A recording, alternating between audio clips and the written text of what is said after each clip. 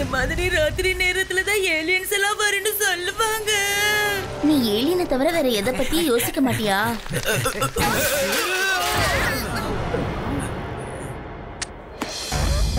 Sorry uncle, sorry. ஆமா, உங்களுக்கு ஒழுங்கா ரோட்ட பார்த்து சைக்கிள் ஓட்ட தெரியாதா? நமக்கு இப்ப சுத்தமா நேர்மை கிடையாது, வா போயிடலாம்.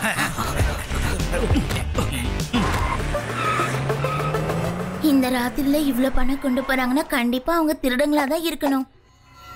இப்ப என்ன பண்றது? வெயிட் பண்ணுங்க, நான் சிவா உடனே கால் பண்றேன். ஹலோ சிவா.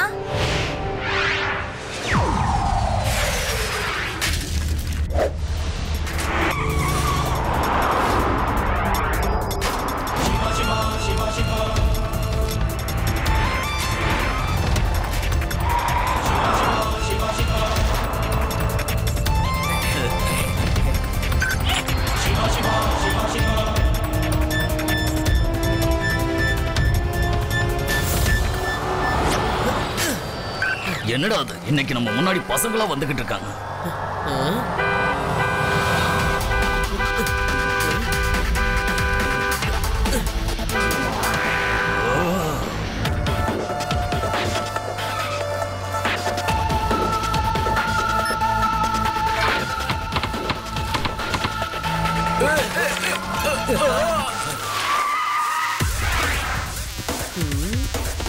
சின்ன பையா, யாருகிட்ட வந்து விளையாட்ட காட்டுற? பையனை மட்டும் சொல்லாதீங்க அங்கிள். அப்படியா? இரு, நான் யாருன்னு உனக்கு காட்டுறேன்.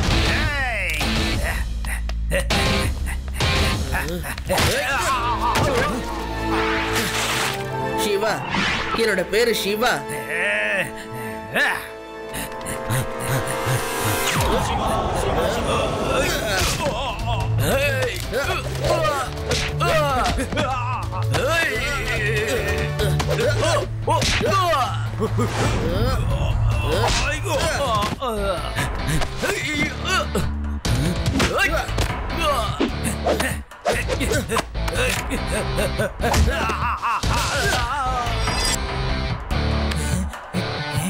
சொல்றதை கேளு, அங்கே நில்லு, கிட்ட வந்துடாத.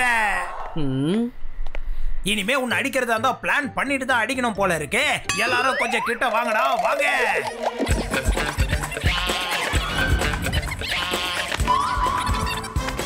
பண்ணி தயாரா? எப்பவுமே தயார் தான். ஓகே, இந்தா வச்சுக்க. அட, எங்க போறீங்க நீங்க? டேய், சீக்கிரமா போடா. சண்டைக்கு வரேன்னு பயந்து ஓடுறீங்க.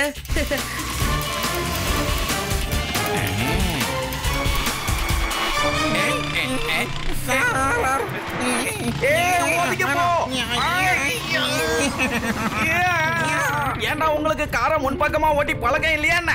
சார், உங்களுக்கு பைக்கை தரையில் ஓட்டி பழக்கம் இல்லையா என்ன? கீழே பாருங்க சார்.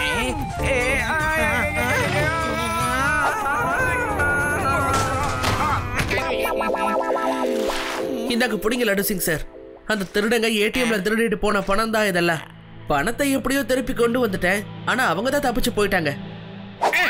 நீ ஒன்னும் கவலைப்படாத சிவா, நான் அவனை சேஸ் பண்ணி எப்படி பிடிக்கிறேன்னு பாரு. சும்மா இருந்த என் மோட்டார் சைக்கிளையும் அவன் கீழே விழ வச்சுட்டான். இப்ப இது என்னோட பர்சனல் கேஸ். சார் கொஞ்சம் பார்த்து போறோமே. வாயை மூடிட்டு உட்காரியா கான்ஸ்டபிள்.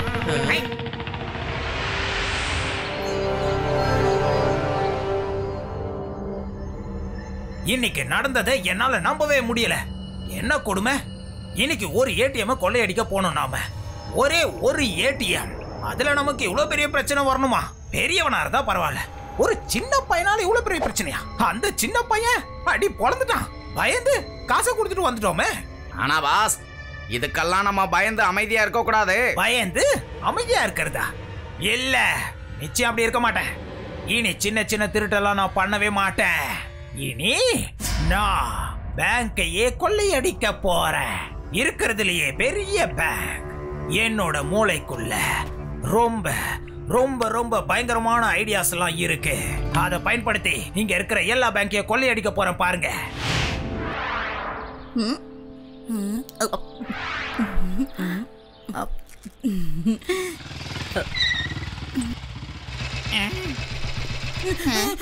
ஏலியன் வந்துருச்சு, ஏலியன் வந்துருச்சு. சிவா, அங்க பாரு, ஏலியன் வந்திருக்கு. அது ஏலியன் இல்லனா மம்மிடா, மம்மி.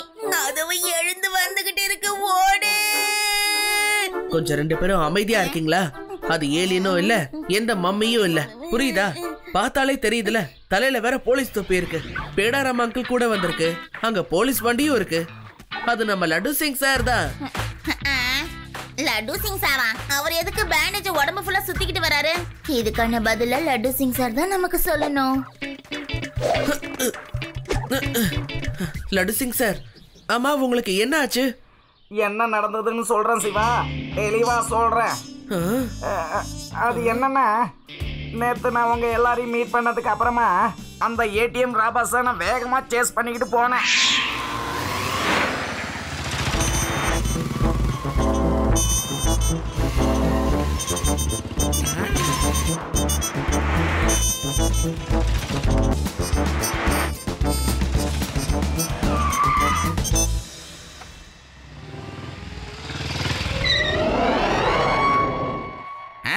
இப்ப எங்க ஓடுவீங்க? எல்லாரும் கைய தூக்கிக்கிட்டு என் முன்னாடி வாங்க. இங்கிருந்து 50-60 கிலோமீட்டருக்கு அந்த பக்கம் இருக்கிற எவனாவது ஒருத்தன் திருடணும்னு நினைச்சான்னா அவனோட கூட்டாளி சொல்லுவான் திருடாதேன்னு. அப்படி திருடுனா அங்க லட்டு சிங் வருவான்னு சொல்லுவான். ஏன்டா நீ லைட்டெல்லாம் சொல்ற? அடே நிறுத்துறா, நான் பேசிக்கிட்டு இருக்கல. இங்க பாரா, நீ கவர்மெண்ட் சொத்தெல்லாம் அழிச்சுக்கிட்டு இருக்க. இது பெரிய தப்பே. டேய், அதை மட்டும் சுற்றாதடா. பொதுவாவே எனக்கு இருட்டுனா பயம்டா. போதும் நிறுத்துங்கடா. இப்ப நான் என்ன சொல்லிட்டேன்டா இப்படி அடிக்கிறீங்க? டேய், நீங்க சட்டத்தை கையில எடுக்கிறது மட்டும் இல்ல, சட்டத்தையே போட்டு அடிக்கிறீங்கடா. டேய், பொதுவா போலீஸ் தான் ரவுடிங்களை அடிக்கணும், ஆனா ரவுடி பசங்களை போலீஸ் அடிக்க கூடாதுடா. ஏன்டா எனக்கு மட்டும் எல்லாம் தப்பா நடக்குது? கண்ணை மட்டும் விட்டு உடம்பெல்லாம் பேண்டேஜ் போடுற மாதிரி அடிச்சுட்டாங்க சிவா. அடிக்க வேணான்னு எவ்வளவோ கெஞ்சினேன், ஆனா பிரிச்சுட்டாங்க சிவா என்ன. இந்த விஷயம் கமிஷனருக்கு தெரிஞ்சு அவரு என்ன திட்டாரு சிவா. நீ மட்டும் திருடன சீக்கிரம் பிடிக்கலனா உனக்கு இந்த போலீஸ் வேலையை விட்டு தூக்கிடுவேன்னு சொல்லிட்டாரு சிவா. நான் என்ன பண்றது? லட்டு சிங் சார், நீங்க கவலையே படாதீங்க. அடுத்த மிஷனையும் நீங்க தான் முடிக்க போறீங்க. அத பார்த்து கமிஷனர் சார் உங்க மேல கோபமே பட போறது இல்ல, உங்களுக்கு அவார்டே கொடுக்க போறாரு பாருங்க. ஓகே சிவா.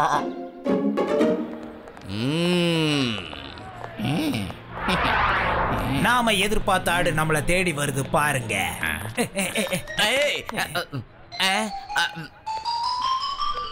லட்டு சிங் சார், நாங்க எல்லாருமே உங்களோட பெரிய ஃபேன்ஸ். ஒட்டுமொத்த வேதா சிட்டியே உங்களுக்கு ஃபேன்ஸ். ஆனா நான் கேள்விப்பட்டேன் இந்த ஊரோட கமிஷனர் உங்களை வேலையை விட்டு தூக்குறதுக்காக எல்லா ஏற்பாடையும் பண்ணிட்டு இருக்காராமே. ஆமா, உண்மைதான். இப்ப அதுக்கு என்ன? போறது என்னோட வேலை தானே, உனக்கு என்ன சொல்ல? சார், நான் சொன்னதை மட்டும் கேட்டு நீங்க செஞ்சீங்கன்னா உங்களை யாரும் வேலையை விட்டு தூக்க மாட்டாங்க. அது மட்டும் இல்லாம கமிஷனர் சாரே நேரா வந்து உங்களை பார்த்து நீங்க செஞ்ச காரியத்துக்கு பரிசு கொடுப்பாரு. என்ன பண்றது? நான் இப்ப அதுக்கு என்ன பண்றது? கிட்ட போனாலே ரவுடி பசங்க என்ன அடிச்சு பிரிச்சிடுறாங்களே. நாங்க உங்களுக்கு சொல்றோம் சார், நீங்க அதை அப்படியே பண்ணுங்க. நாளைக்கு நாங்க வேதாஸ் நகரத்தோட பேங்கை கொள்ளையடிச்சிட்டு வெளியில வரோம். அந்த நேரம் பார்த்து நீங்க சரியா கமிஷனரை கூட்டிக்கிட்டு அந்த இடத்துக்கு வந்துருங்க. அப்புறம் எங்களை அடிங்க, கூச்ச நாச்சம் இல்லாம அடிங்க. மூஞ்சில அடிங்க, பகல்ல அடிங்க, வயித்துல அடிங்க, எல்லா விதியும் காட்டி எங்களை அடிங்க. 2 பேர் இப்படி விழுவோம், 2 பேர் அப்படி விழுவோம், எல்லாரும் சுத்தி விழுந்துருவோம். அதுக்கப்புறமா நாங்க எல்லாரும் ஓடிடுவோம். நாங்க கொள்ளையடிச்ச எல்லா பணத்தையும் எடுத்து கமிஷனர் சார் கையில கொடுத்துருங்க. Thank you, thank you very much.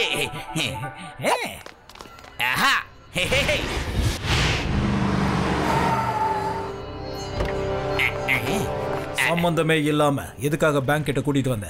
Sir, எனக்கு ஒரு ரகசிய தகவல் கிடைச்சது. இந்த பேங்க்ல ஒரு கொள்ளை நடக்க போகுது அப்படின்னு எனக்கு ஒரு இன்டெலிஜென்ட் ரிப்போர்ட் கிடைச்சது சார். எங்கெல்லாம் கொள்ளை நடக்க போகுதோ அங்கெல்லாம் நான் முன்னாடியே போய் அதை தடுத்து நிறுத்திடுவேன் சார். ஏங்கப்பா, சொன்ன மாதிரியே நடக்குது. நீ ஒரு உதவாக்கற, வேலைக்காக மாட்ட. உன்னை வேலையை விட்டு தூக்கலான்னு நினைச்சா நீ ஒரு பயங்கரமான இன்டெலிஜென்ட் ஆபீசரா இருக்கியே. உன் திறமைய பார்த்து நான் ரொம்ப பெருமைப்படுறேன் சார். இந்த லட்டு சிங் பேரு அவ்வளவு சுலபமா ஒன்னும் ஃபேமஸ் ஆகல சார். இப்ப பாருங்க நான் அவங்களுக்கு என்ன பண்றேன்னு. Hands up. ஒழுங்கா எங்க வழியில இருந்து ஒதுங்க நிலை இன்ஸ்பெக்டர். இங்க இருந்து 50-60 கிலோமீட்டருக்கு அந்த பக்கம் இருக்கிற எவனாவது பேங்க கொள்ளையடிச்சிட்டு வெளியில வந்தானா பொதுமக்களே காசை திரும்ப கொடுத்துடுன்னு சொல்லுவாங்க. ஏன்னா அங்க லட்டு சிங் வந்து நிப்பாரு.